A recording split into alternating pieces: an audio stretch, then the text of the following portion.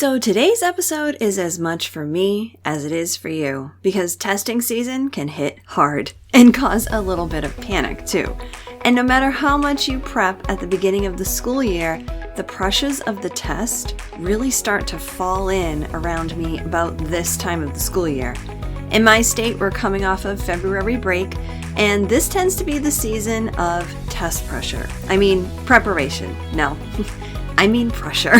Now, if you're listening to this and thinking, yep, I feel that too right about now, I want you to know you're listening to the right podcast because I'm right here with you.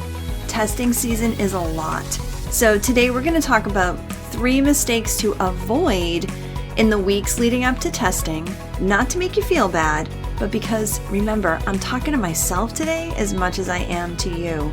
Instead, I want us both to feel calmer, more grounded, and more supported in this crazy season. And of course, I won't just talk about the mistakes we need to avoid, but also what to do instead. Hey friends, welcome to Enjoy Teaching Again, the podcast for teachers who love the work but need a little spark to bring the joy back.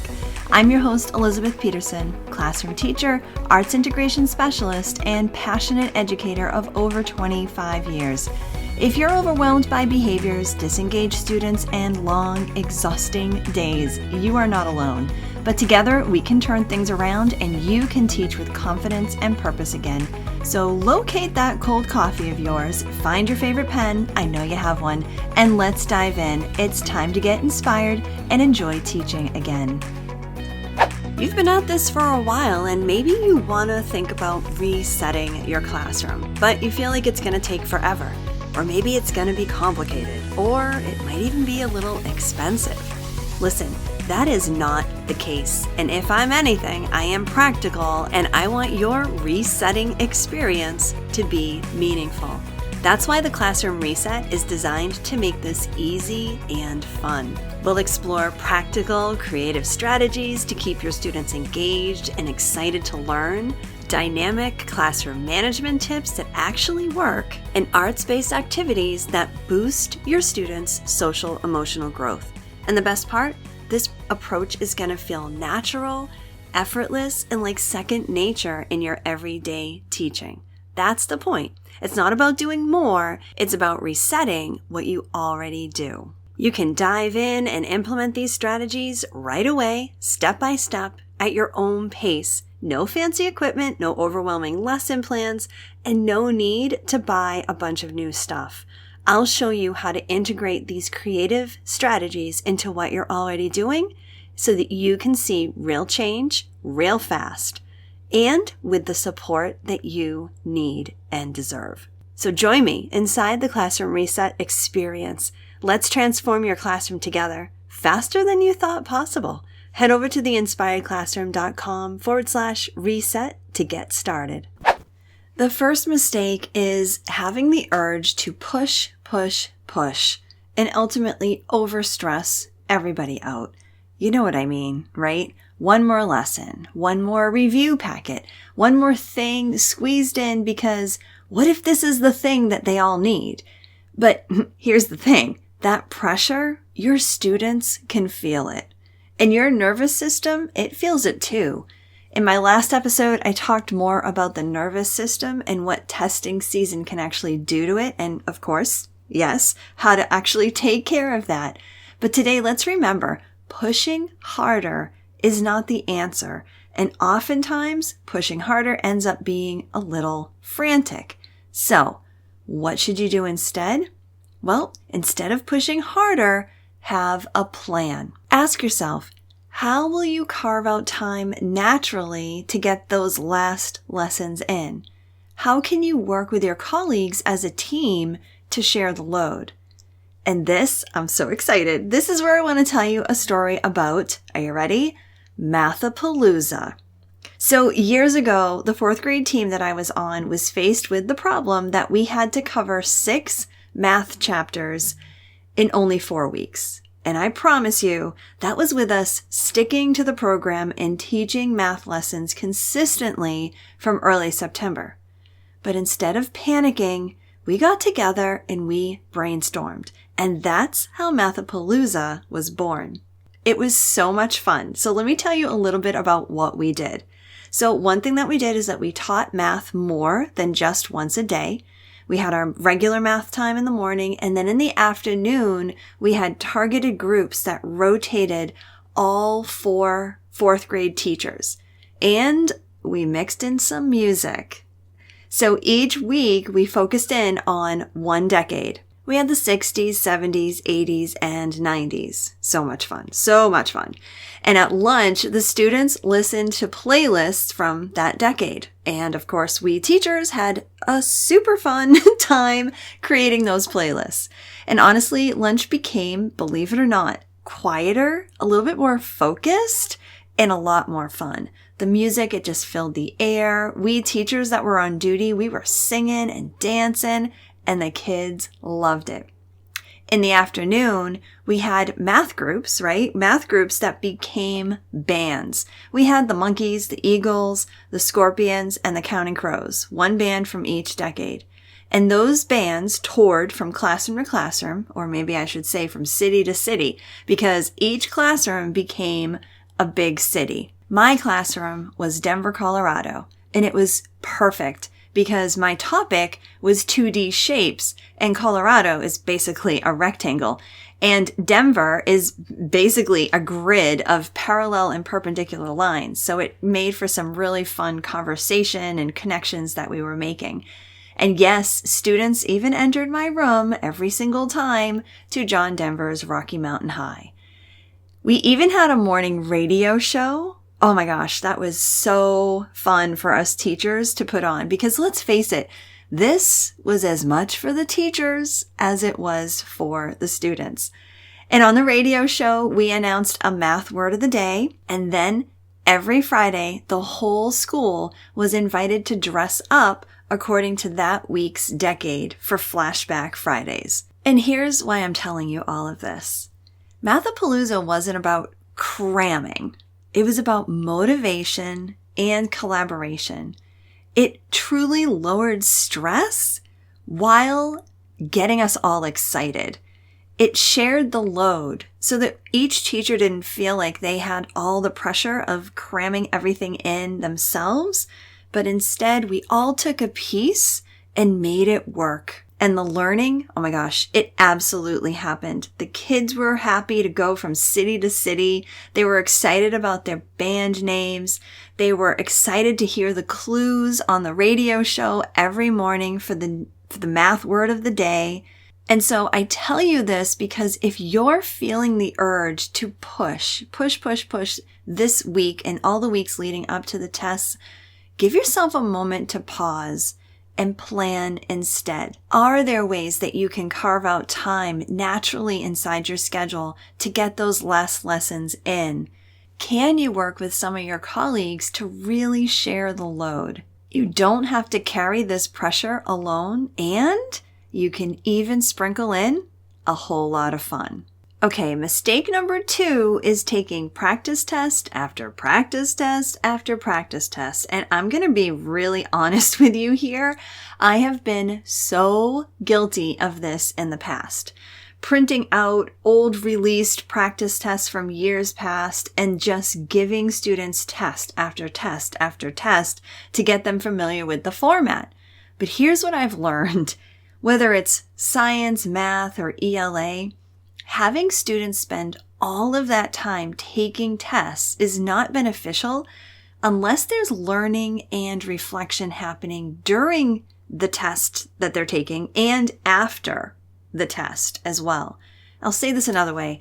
What I used to do was have the kids take a practice test in silence, completely on their own, and then we would correct the answers. And I didn't just do this once. I would do this like multiple times, okay? And I thought it was good practice, but I really don't feel that way anymore. Yes, the students need to practice stamina, right? And they absolutely need to experience working independently. But when it comes to the content, it can be a much better use of time to guide the students through the test. Help them to really understand how to attack a question, pause, talk through strategies, name what they're thinking. So even if you do multiple practice tests, think about how you're approaching that test taking time. And here's another option: visualization. If your intention is to help them practice how to actually take the test, right? Sitting in silence, managing their focus. Another approach is visualization. Olympic athletes use visualization all the time. There are even studies that show how purposefully using visualization can enhance athletes' performance. How cool is that, right? Look it up. It's so fascinating to read about that. I'll put a link in the show notes. So when students can actually close their eyes and imagine things like walking into the classroom at the beginning of the day or at the beginning of the test session, sitting at their desk, opening their test booklet or their Chromebook, taking a deep breath, taking their time going through question to question, really doing their best. When they get a little overwhelmed, visualize themselves taking a moment to take a break and then getting right back into the test itself. This doesn't involve any paper copying. There's no grading for you. It's just an investment of a little bit of time and a huge reduction in anxiety. Now for mistake number 3, and this one might be a little controversial. Mistake number 3 is telling students that the test is really a reflection of the teacher and not the kids. That, my friends, is a mistake. Okay, how many of you just became my best teacher buddy after my saying that? Now, I understand the intention. We want to take the pressure off, right? But here's the problem. What saying something like that really does is it takes all the responsibility away from students. And some of this is their responsibility. There's no way around it. We have our students for 1, maybe 2 years, and students need to start taking ownership of their learning. This is part of life. So instead, it's important to talk with students about what responsibility actually looks like and how that plays into their testing results. So responsibility, it's things like raising your hand and asking questions when you're confused. It's getting a good night's sleep. It's eating a healthy breakfast. It's coming to class prepared, right? It's doing your best, not being perfect, but really putting in an effort, making a few mistakes, learning from those mistakes, and doing your best.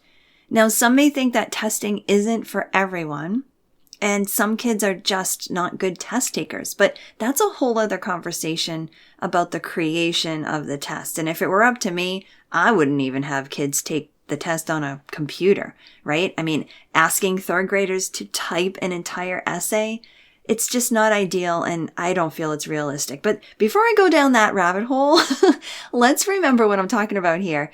It isn't just about test prep season. It's about every day in the classroom. The student's results in the classroom, in life, even on the test, it's not solely a reflection of the teacher. The student has a big role in this too. And when we present that idea well to students, to parents, to administrators, that actually becomes very empowering for the students. So let's recap. In the weeks ahead, instead of pushing harder, drilling more, and carrying it all yourself, let's look at things differently. Let's have a plan. Let's guide students instead of falling into such a grind. And let's share responsibility with our colleagues and also with the students themselves.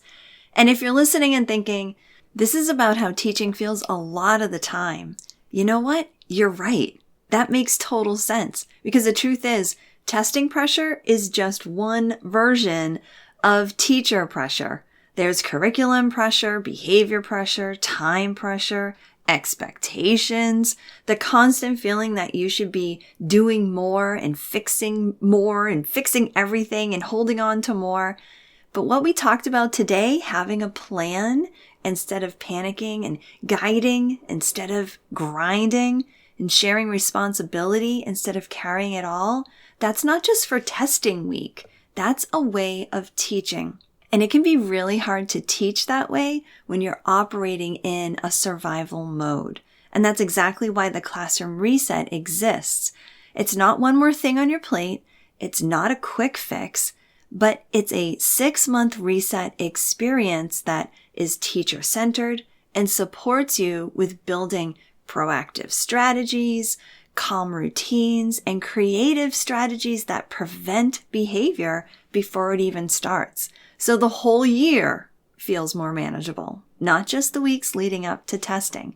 It's about reclaiming that calm that you want and rebuilding the confidence in yourself and bringing back joy to your teaching.